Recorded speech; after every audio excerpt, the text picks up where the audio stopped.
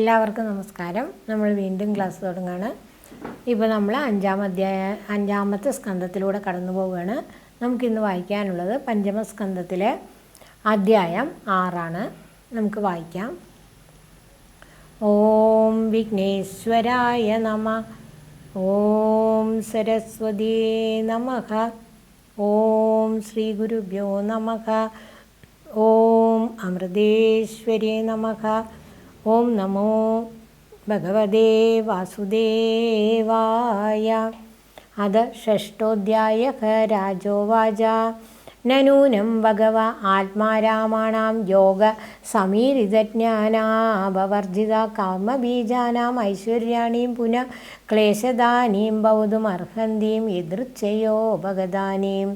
ഋഷിരുവാചാം സത്യമുക്തം കിന്ദുഹവാം ഏകേന മനസോദാം വിശ്രംഭമനാവസ്ഥ അസ്യ ഷഡകിരാത ഇവ സംഗച്ഛന്തേ തദാം ചോക്തം ന കുര്യാത് കർഹിചിൽ സംഖ്യം മനസി ഹ്യനവസ്ഥിതേ യദ്യുസ്രം വാം ചിരാചീർണം ച സ്കന്ദ തപ ഐശ്വരം നിത്യം ദദാതി കാമസ്യ ഛിദ്രം തമനുയേരയാം യോഗിന കൃതമൈത്രസ്യാം പദ്യോർജായേവ പുംസലീം കാമോ മന്യുർമദോ ലോഭശോകമോഹഭയാദയഃ കർമ്മബന്ധശ്ച യന്മൂലാം സ്വീകുര്യാത് കോനു തദ്ബുധഃ അതൈവമഖിലലോകപാലലാനാമോഭീം വിലക്ഷണൈർജഡവദവധൂതവേഷഭാഷാം ചരിതൈരവലക്ഷിത ഭഗവത്പ്രഭാവോ യോഗിനാം സാംബരായാം വിധിമനുശിക്ഷയൻ സ്വകളേബരം ജിഹാസുരാത്മന്യാത്മാനമസംഖ്യവഹിതം അനർത്ഥാന്തരഭാവേന്വാന്വേക്ഷമാണ ഉപരതാനുവൃത്തിരുപരരാമാം തസ്യ ഹവായേവം മുക്തലിംഗസ്യ ഭഗവദർഷഭസ്യ യോഗമായാം വാസനയാം ദേഹ ഇമാം ജഗതീം അഭിമാനാഭാസേന സംക്രമമാണ കൊങ്കവെങ്കടകുടകാൻ ദക്ഷിണകർണാടകാൻ ദേശാൻ എതിർച്ചയോ ഭഗതകുടകാജലോഭവന ആസ്യകൃത അശ്മകവളമുന്മാദ ഇവ മുക്തമൂർധജോ സംവിധ ഏവ വിജചാരാം.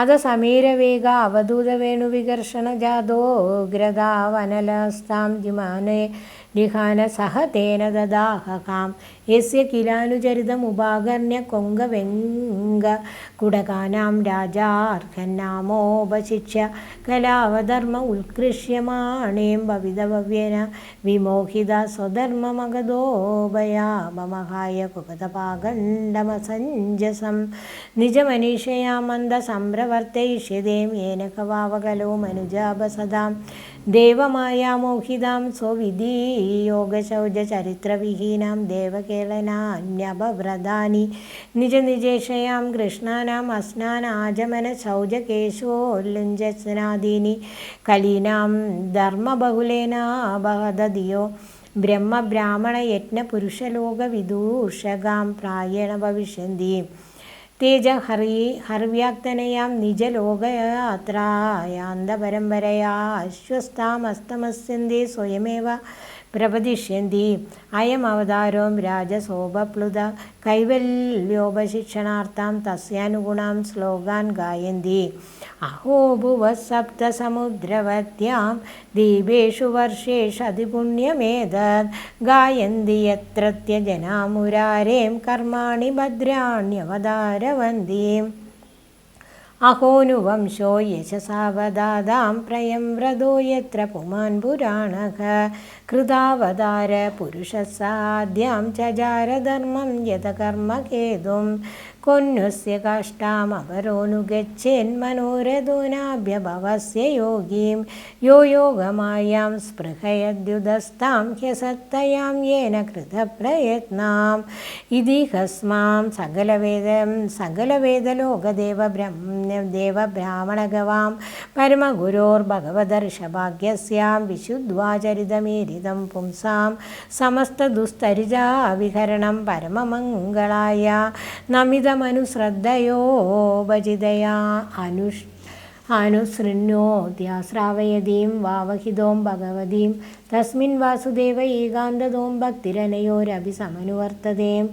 യസ്യാമേവ കവയ ആത്മാനം അവിരതം വിവിധ വ്യജന സംഹാര പരിതാപോവമതമ്യമാനാനുസവനം സ്ഥാപയന്തസ്തയൈവ പരയാ നിർവൃതിയാം ഹ്യപവർഗാമാത്യന്തികം പരമപുരുഷാത്തമഭിസ്വയമാസാദിതം നോ ഏതാദ്രിയന്തേ ഭഗവദീയത്വേനൈവ പരിസമാപ്ത സർവാർത്ഥഃ രാജൻ പതിർഗുരുരലം ഭവതാം യദൂനാം ദൈവം പ്രിയകുലപതിം ക്വചകിങ്കരോ വാം അസ്തേവമംഗഭഗവൻ ഭജതാം മുകുന്ദോ മുക്തിം ദദാതി ഗർഹിചി സ്മനഭക്തിയോഗം നിത്യാനുഭൂത നിജലാഭ നിവൃത്തതൃഷ്ണം ശ്രേയസ്യ തദ്രജനയാം ചിരസുപ്തബുദ്ധിം ലോകസ്യ കരുണാഭയമാത്മലോകാം ആഖ്യാന്നമോ ഭഗവതേ ഋഷഭായ തസ്മൈ ഇതി ശ്രീമദ്ഭഗവതേ महापुराणे परमहंस्या संहितायां पञ्चमस्कन्धे ऋषभदेवानुचरित्रे षष्ठोऽध्यायः। ഓം തസ്സദ്ദേശാം. ഇനി നമുക്ക് വായിച്ചതിൻ്റെ അർത്ഥവും മറ്റും നോക്കാം. നമ്മളെവിടെയാണ് പറഞ്ഞുകൊണ്ട് വരുന്നത്? ഋഷഭദേവൻ്റെ കഥ അല്ലേ? അപ്പോൾ ഋഷഭദേവൻ്റെ കഥയിൽ നിന്ന് നമ്മൾ എന്തൊക്കെ മനസ്സിലാക്കണമെന്നാണ് നമ്മൾ ഇതുവരെ പറഞ്ഞത്. അപ്പോൾ അദ്ദേഹത്തിൻ്റെ ജീവിതത്തിൽ അദ്ദേഹം എങ്ങനെയൊക്കെയാണ് ഒടുവായതെന്നൊക്കെ തന്നെയാണ് ഇതിൽ പറയുന്നത്. ഒടുവ് അദ്ദേഹം ഓരോ രാജ്യങ്ങളിലും സഞ്ചരിച്ചുകൊണ്ട് ഇങ്ങനെ തീർത്ഥയാത്ര, നമ്മളിപ്പോൾ തീർത്ഥയാത്രയൊക്കെ പോകുന്നത് നമുക്ക് മോക്ഷത്തിന് നല്ലതാണ്. നമ്മൾ തീർത്ഥയാത്ര പോകുമ്പോൾ എങ്ങനെ പോകണം എന്നാണ് പറയുന്നത്? നമ്മൾ തീർത്ഥയാത്രയ്ക്ക് പോകുന്ന സമയത്ത് നമ്മൾ ഈ ഒരു സുഖസൗകര്യങ്ങളൊക്കെ ഉപേക്ഷിച്ച് കൊണ്ടുള്ള ഒരു സന്യാസിമാരെ മാതിരി അങ്ങനെ പോകുന്ന സമയത്ത് കഴിയുന്നതും നമ്മൾക്ക് ലളിതമായ ജീവിതം നയിച്ചുകൊണ്ട് കഴിയുന്നതും നടന്നുകൊണ്ടും അങ്ങനെയൊക്കെ കുറച്ചൊക്കെ നടന്നുകൊണ്ടും അങ്ങനെയൊക്കെയുള്ള ഒരു തീർത്ഥയാത്ര. അങ്ങനെയൊക്കെയുള്ള തീർത്ഥയാത്ര പോകുമ്പോൾ ഇപ്പോൾ ഉദാഹരണത്തിന് ഇപ്പോൾ ശബരിമല തീർത്ഥാടനം തന്നെ നമുക്ക് ഉദാഹരണമായിട്ട് എടുക്കാം. കാരണം അയ്യപ്പസ്വാമി പറഞ്ഞു വച്ചിരിക്കുന്നതേ അതുതന്നെയാണ്. ഒരു തീർത്ഥാടനത്തിൻ്റെ ഫലം എന്താണ് എന്നുള്ളത് അതിലൂടെ നമുക്ക് മനസ്സിന്, ഇപ്പോൾ നമ്മൾ ഭക്തി ഒന്നും ഇല്ലാത്തവരായാലും ഈ എവറസ്റ്റൊക്കെ കീഴടക്കാനും പർവ്വതങ്ങളിൽ കയറാനും ഒക്കെ ഇൻട്രസ്റ്റ് ഉള്ള ആൾക്കാരുണ്ട്. അങ്ങനെ ആവുമ്പോൾ അവർക്ക് അങ്ങനെ പോകുന്ന സമയത്ത് അവരുടെ നിന്ന് അവർക്കും ചില മാറ്റങ്ങളുണ്ടാവും. പേഴ്സണാലിറ്റി ഡെവലപ്മെൻറ്റാണ്. അവർ മരണത്തെ മുഖാമുഖം കണ്ടിട്ടൊക്കെ ആയിരിക്കും എവറസ്റ്റ് കീഴടക്കുക. അപ്പോൾ അങ്ങനെയാകുന്ന സമയത്ത് മരണഭയം ഇല്ലാതാവും. അപ്പോൾ നമ്മുടെ മരണഭയം ഇല്ലാതാവണമെങ്കിൽ ഓരോ അനുഭവങ്ങളിലൂടെ മാത്രമേ ഓരോ അനുഭവങ്ങൾ നമുക്ക് ഉണ്ടാവണം. എങ്കിൽ മാത്രമേ നമ്മൾ അനുഭവങ്ങളിലൂടെ കടന്നു പോകുമ്പോഴേ നമ്മളൊരു പാഠം പഠിക്കുള്ളൂ എന്നുള്ളതാണ്. അപ്പോൾ വെറുതെ ഇരുന്നാൽ ആർക്കും ഒന്നും പഠിക്കാൻ പറ്റില്ല. അപ്പോൾ നമ്മൾക്ക് എന്തെങ്കിലും അനുഭവങ്ങൾ വരണം. അപ്പോൾ നമ്മൾ തീർത്ഥയാത്രയെ വേണമെങ്കിൽ ഒരു അനുഭവമായിട്ട് എടുക്കാം. അപ്പോൾ അതാണ് ശബരിമലയ്ക്ക് പോകുന്നവരെ എങ്ങനെയൊക്കെയാണ് വ്രതം ഇരിക്കണം എന്ന് പറഞ്ഞിരിക്കുന്നത് അല്ലേ? സാധാരണ സാത്വികമായ ഫുഡ് കഴിച്ചുകൊണ്ട് രാവിലെ നേരത്തെ എഴുന്നേറ്റ് ധ്യാനം, ജപം ഇങ്ങനെയൊക്കെയുള്ളതൊക്കെ ചെയ്യണം. ശബരിമലയ്ക്ക് മാലയിട്ടാൽ നമ്മൾ എല്ലാം നമ്മളുടെ ഒരു ചിഹ്നം, അതായത് നമ്മൾ മാലയിടുമ്പോൾ അയ്യപ്പസ്വാമിയെ നമ്മൾ കഴുത്തിൽ ധരിക്കുമ്പോൾ നമ്മൾ പിന്നെന്തായി? സ്വാമിയായി എന്ന് മാറും. സ്വാമിയായി എന്നാണ് പറയുന്നത്. അപ്പോൾ നമ്മൾ ഈശ്വരനായി. നമ്മുടെ ഉള്ളിലുള്ള ഈശ്വരനെ തിരിച്ചറിയാനുള്ള ശരിയായ ട്രെയിനിങ് തന്നെയാണ് അങ്ങനെ വരുന്നത്. അപ്പോൾ അതുപോലെ ഇവിടെ ഋഷഭദേവനും അങ്ങനെയൊക്കെയുള്ള ട്രെയിനിങ് ആണ് നമുക്ക് തന്നത്. പക്ഷേ പെട്ടെന്ന് അങ്ങോട്ട് നമുക്ക് ഉൾക്കൊള്ളാൻ കഴിയുന്നില്ല. അപ്പോൾ അതിനു വേണ്ടിയാണ് നമ്മൾ ഈ അയ്യപ്പസ്വാമി പറഞ്ഞ മാതിരി അപ്പോൾ നമ്മൾ ശരണം വിളിക്കുക അതൊക്കെ ചെയ്യുന്ന സമയത്ത് നമ്മൾ രാവിലെ നേരത്തെ എണീച്ച് ധ്യാനം ചെയ്യും പോലെ, അതുപോലെ ജപം ചെയ്യും പോലെ, പിന്നെ എപ്പോഴും നമ്മുടെ ഉള്ളിൽ ഈ മാല നമ്മൾ ധരിക്കുമ്പോൾ നമ്മുടെ ഉള്ളിൽ അയ്യോ ഞാൻ സ്വാമിയാണ്, എനിക്കത് പാടില്ല, ഇത് പാടില്ല, അങ്ങനെയുള്ള കാമക്രോധ ലോപമാഹാദികൾ പാടില്ല എനിക്ക് എന്ന് നമ്മളിങ്ങനെ നിയന്ത്രിക്കുമ്പോൾ അതാണ് 18 വർഷം ശബരിമലയ്ക്ക് പോയവർക്ക് മോക്ഷം കിട്ടും എന്ന് പറയുന്നത്. എങ്ങനെ പോയാൽ ഇന്നലെ മാലയിട്ട് ഇന്ന് കാറിൽ നമ്മൾ സുഖമായി പോയിട്ട് ദർശനം ചെയ്തു വരുന്നതല്ല. അങ്ങനെ ആകുമ്പോൾ മോക്ഷം കിട്ടില്ല.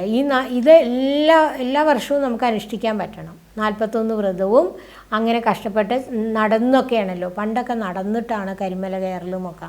അങ്ങനെ ചെയ്യുമ്പോൾ നമ്മൾ ജീവിതത്തിലെ കഷ്ടപ്പാടുകൾ എന്താണെന്ന് അറിഞ്ഞുകൊണ്ട് നമ്മളിൽ മാറ്റം വരും. അപ്പോൾ നമ്മൾ സ്വാമി എന്നാണ് നമ്മളെ ഈ 41 ദിവസവും നമ്മുടെ ബോധത്തിൽ എന്ത് വരികയാണ്? നമ്മൾ സ്വാമിയാണ്. അപ്പോൾ അതായത് ആ മാല ചിഹ്നം ഇട്ടപ്പോൾ നമ്മളിപ്പോൾ ഒരു സാധനം അച്ചിലിട്ട് വാർത്താൽ അതേപോലെ ആയി മാറില്ലേ? അതുപോലെ ആ ചിഹ്നം നമ്മളിൽ പതിച്ചപ്പോൾ നമ്മളെ ഉദ്ദീപിപ്പിക്കുകയാണ്. നമ്മൾ സാമ്യമാണെന്നും നമ്മളാണ് ഈശ്വരൻ എന്നുള്ള ആ വിചാരം നമ്മളിലേക്ക് ഉണർത്താൻ. അപ്പോൾ അതിന് വേണ്ടതായ സാഹചര്യങ്ങളൊക്കെയാണ് ശബരിമല തീർത്ഥാടനത്തിൽ പറഞ്ഞിരിക്കുന്നത്. അപ്പോൾ അങ്ങനെ 18 കൊല്ലമൊക്കെ നമ്മളിത് പ്രാക്ടീസ് ചെയ്യുമ്പോൾ, എല്ലാ വർഷവും 41 ദിവസം നമ്മൾ ഈ 18 വർഷം നമ്മളിത് പ്രാക്ടീസായ അപ്പോഴേക്ക് നമ്മളൊരു 10 കൊല്ലം പ്രാക്ടീസ് ചെയ്യുമ്പോൾ തന്നെ നമ്മളുടെ ജീവിതം അതുപോലായി മാറും. പിന്നീട് നമുക്ക് ആ ജീവിതത്തോടായിരിക്കും താല്പര്യം. കാരണം എന്താണെന്ന് വെച്ചാൽ ആ സമയത്തായിരുന്നു നമ്മൾ ഈശ്വരനാണെന്നുള്ള ചിന്ത കൊണ്ട് അതങ്ങോട്ട് മാറുമ്പോൾ, ഈ 41 വ്രതം കഴിഞ്ഞ് മാലയൊക്കെ ഊരിക്കഴിയുമ്പോൾ നമുക്ക് മാറാൻ പറ്റില്ല. അത് നമ്മുടെ മനസ്സിലേക്ക് പതിയും. അപ്പോൾ അങ്ങനെ നമ്മൾ മാറി വരും എന്നുള്ളതാണ്. അപ്പോൾ അതുപോലെ ഇവിടെ ഋഷഭദേവനും അങ്ങനെയൊക്കെയാണ് നമുക്ക് കാണിച്ചു തന്നത്. അപ്പോൾ എന്തൊക്കെ അനുഭവങ്ങളെന്ന് പറഞ്ഞാൽ, നമ്മൾ പല കഥകളൊക്കെ ഇപ്പോൾ ആത്മീയ കഥകളിൽ തന്നെ ഒരു കഥ നമ്മൾ കേട്ടിട്ടുള്ളതാണ്. പല ആത്മീയ ആചാര്യന്മാരും പ്രഭാഷണത്തിലൊക്കെ പറയുന്നത് നടന്നൊരു കഥയുണ്ട്. അപ്പോൾ ആ കഥയിൽ ഒരു സന്യാസി ഉണ്ടായിരുന്നു. സന്യാസി എന്തിനു വേണ്ടിയാണ് പോയത്?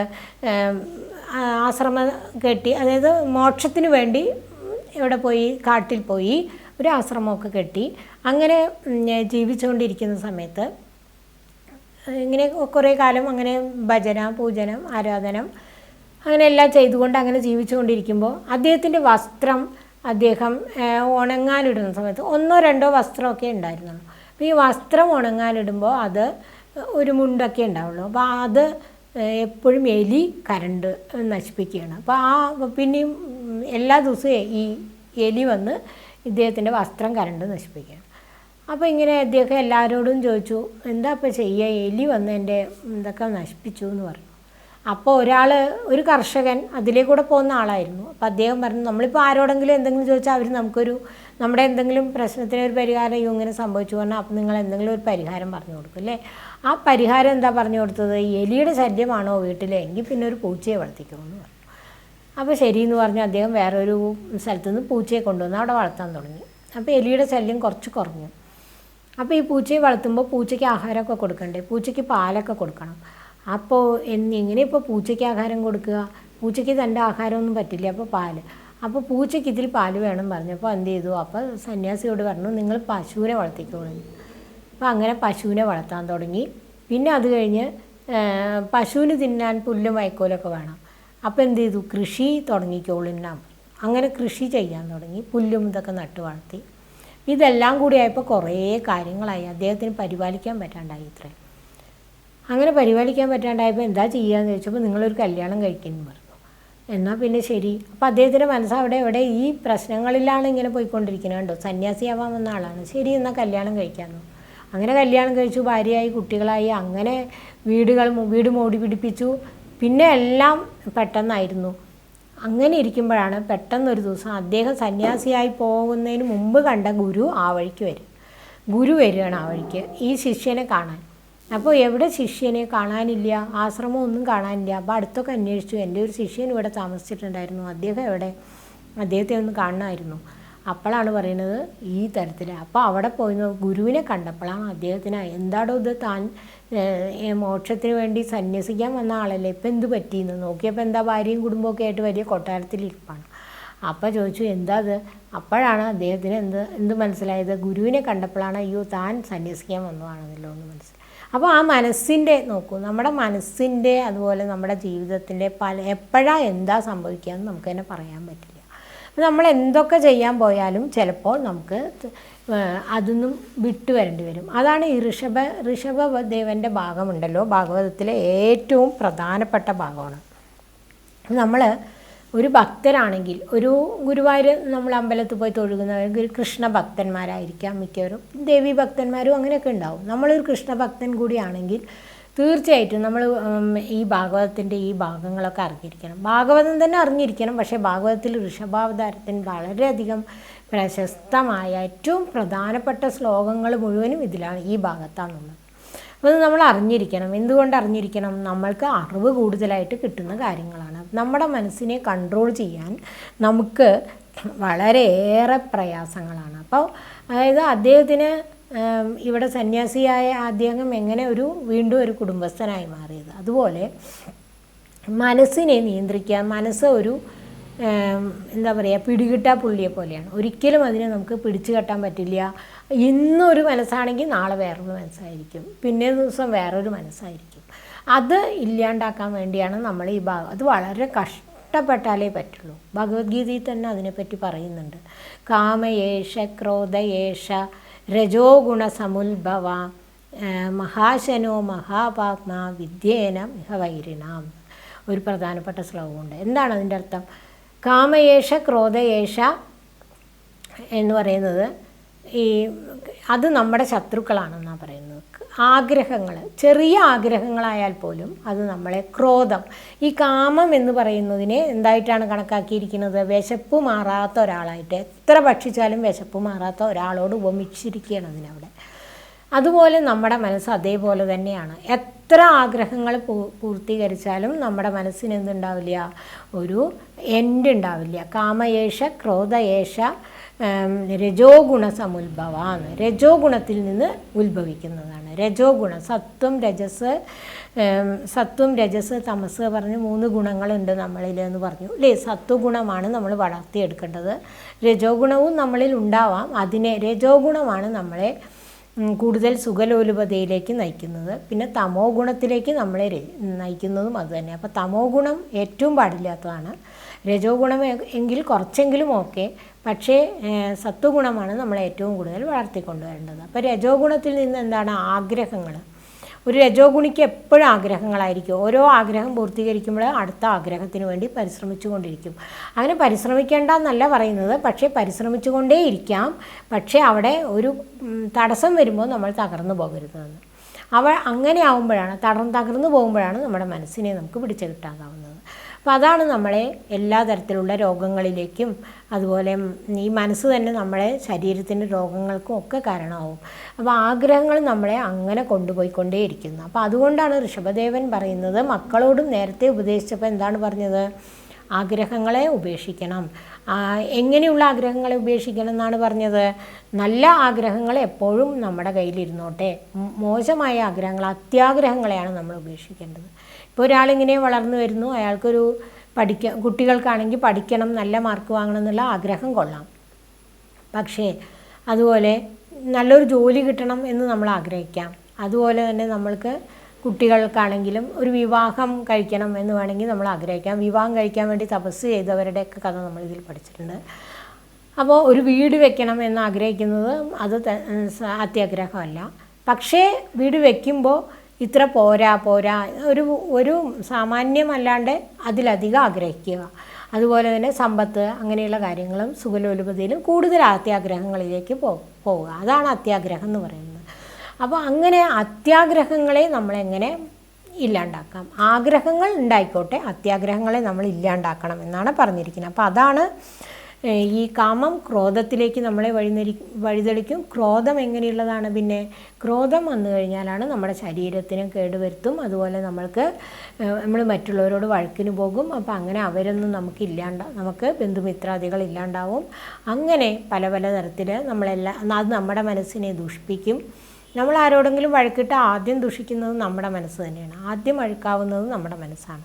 അപ്പോൾ അങ്ങനെയൊക്കെയാണ് ഈ ലോകത്തിലെ കാര്യങ്ങൾ. അപ്പോൾ ഇതിനൊക്കെയുള്ള ഈ ഭാഗത്ത് ഋഷഭ ഉപദേശത്തിൽ ഇങ്ങനെയുള്ള കാര്യങ്ങൾക്ക് വേണ്ടി എന്ത് ചെയ്യണം എന്നാണ് നമ്മളിതിൽ നിന്നൊക്കെ പഠിക്കുന്നത്. അപ്പോൾ അത് നമ്മളിങ്ങനെ ദിവസവും പഠിച്ചുകൊണ്ടേയിരിക്കണം. നമ്മൾ ഭഗവതമൊക്കെ ഇങ്ങനെ പഠിച്ചു കഴിഞ്ഞു എന്ന് പറയാൻ പറ്റില്ല. ഇപ്പം നമ്മൾ ഓരോ ദിവസവും അതിനെ കൂടുതൽ മനസ്സിലാക്കാൻ നമ്മൾ ശ്രമിച്ചു കൊണ്ടേയിരിക്കണം. അപ്പോൾ അതായത് ഒരു ഡോക്ടർ എങ്ങനെയാണോ ഒരു രോഗിയെ ചികിത്സിക്കുന്ന സമയത്ത് കുറച്ചുകൂടി എക്സ്പീരിയൻസ് കിട്ടുമ്പോൾ കുറച്ചുകൂടി നല്ല അറിവ് കിട്ടും അല്ലേ? അപ്പോൾ അതുപോലെ കുറേ ചെയ്യുമ്പോഴാണ് ഏതൊരു പണിയായാലും നമ്മൾ കുറേ ചെയ്യുമ്പോഴാണ് നമുക്കതിലൊരു എക്സ്പീരിയൻസ് കിട്ടുക. അപ്പോഴാണ് നമുക്ക് അറിവ് കൂടുക. എക്സ്പീരിയൻസിലൂടെ, അനുഭവങ്ങളിലൂടെ നമുക്ക് അറിവ് കൂടും. അപ്പോൾ അതുപോലെ തന്നെ ഭാഗവതം പഠിക്കുമ്പോഴും നമുക്ക് അനുഭവങ്ങൾ ഉണ്ടായിക്കൊണ്ടിരിക്കും. കാരണം ഇതിൽ പറഞ്ഞ മാതിരിയുള്ള കാര്യങ്ങൾ നമ്മൾ ചെയ്തുകൊണ്ട് പോകുമ്പോൾ നമ്മളെ നന്നാക്കാനുള്ള പണി ഭഗവാനും ചെയ്തുകൊണ്ടേയിരിക്കും. അപ്പോൾ അങ്ങനെ നമ്മൾ ഒരു നല്ല രീതിയിലേക്ക് നമ്മൾ മനസ്സിൻ്റെ നിശ്ചലാവസ്ഥയിലേക്ക് എത്താൻ പറ്റും. അതാണ് നമ്മൾ ഈ 6ാമത്തെ അധ്യായത്തിൽ നമ്മൾ പഠിച്ചത്. അപ്പോൾ എല്ലാവരും അതൊക്കെ മനസ്സിലാക്കി എല്ലാവർക്കും ഭഗവാന്റെ അനുഗ്രഹം ഉണ്ടാവട്ടെ എന്ന് പറഞ്ഞുകൊണ്ട് നിർത്തും.